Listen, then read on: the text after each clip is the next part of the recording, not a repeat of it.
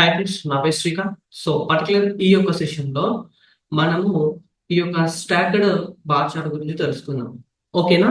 So stacked bar chart అనేది మనం real టైంలో ఎట్లాంటి సందర్భాలలో యూజ్ చేస్తామంటే, మన యొక్క రిక్వైర్మెంట్ అనేది ఇలాగ బార్స్లలో కంపారిజన్ చేసే విధంగా ఉన్నట్లయితే మనము ఈ యొక్క స్టాక్డ్ బార్ చార్ట్ అనేది యూజ్ చేయాలి. అంటే ఇలాగ బార్స్ అయితే డివైడ్ చేస్తా ఉంది చూసారా, దీన్ని స్టాక్డ్ వైజ్ అంటారు.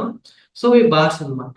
ఈ విధంగా మన రిక్వైర్మెంట్ ఉందంటే దీన్ని మనము ఈ యొక్క విజువలైజేషన్ మనం యూజ్ చేయాలి. సో రియల్ టైమ్ లో పర్టికులర్ గా ఏదైనా ఒక సినారియస్ లోనే యూజ్ చేయాలనేది అయితే ఏమి ఉండదండి. మనకు వచ్చే టాస్క్ ని బేస్ చేసుకొని దీన్ని మనం యూజ్ చేయాలి. చూడండి, ఇప్పుడు నేను దీంట్లోకి డేటా తీసుకున్నా కానీ అలాగే వస్తుంది. చూడండి, ఇప్పుడు నేను ఏం చేస్తున్నానంటే దీంట్లోకి కంట్రీ తీసుకుంటున్నా, సేల్స్ తీసుకుంటున్నా. చూడండి, తర్వాత ఏంటి, నెక్స్ట్ సిఓజే తీసుకోగానే ఇదే బార్ లో ఇది కంపారిజేషన్ చేయడానికి అవకాశం అనేది ఉంటుంది. ఇప్పుడు మనం డేటా లేబుల్స్ ఆన్ చేసినా కానీ, అంటే ఈ సమ్ ఆఫ్ సేల్స్ కి ఇది, తర్వాత సిఓజేస్ కి ఇది, సో దేని దానికి ఇండివిజువల్ గా మనకు ఈ యొక్క బార్స్ అనేది మనకు చూపించడం జరుగుతుంది. చూడండి, నేను డేటా బార్స్ ఆన్ చేయగానే ఇలా వస్తుంది. తర్వాత మనకు కొత్త అప్డేట్ లో ఏమి ఇచ్చాడంటే దీనికి రిబ్బన్స్ కూడా ఇచ్చాడండి. చూడండి, ఇలా రిబ్బన్స్ మాదిరిగా కూడా మనం వీటిని సెట్ చేసుకోవచ్చు.